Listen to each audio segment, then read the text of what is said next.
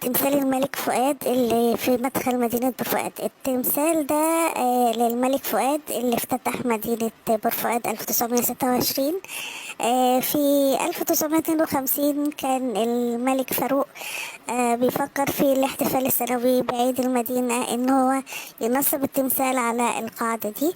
بس حصل انه ترك البلاد وترك الحكم، والتمثال فضل في الترسانة البحرية عندنا في هلقة قناة السويس لغاية لما قرروا ان هم ينصبوه على القاعدة بتاعته، وده كان سنة 2016 تقريبا. تمت محاولات وضع التمثال أكتر من مرة، وكان في معارضين زيه زي تمثال ديليسيبسو، قالوا انه حكم بائد وحكم مش عارفة ايه، مع ان المدينة اصلا اسمها بور فؤاد، يعني باسم الملك فؤاد كده ولا كده يعني. ده المختلط من أقدم المباني اللي موجودة في بور فؤاد، هو معمار إسلامي قريب الشبه للشكل المغربي أو الأندلسي شوية.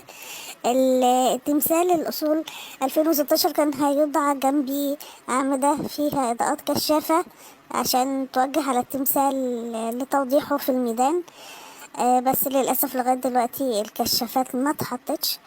ده الجامع الكبير، جامع بور فؤاد الكبير، ليه طراز إسلامي مميز، وهو من العمارة الإسلامية الجميلة جدا اللي موجودة في بور فؤاد، اللي بتتصف بالطراز الأوروبي في المعمار، وهنشوفه بعد كده.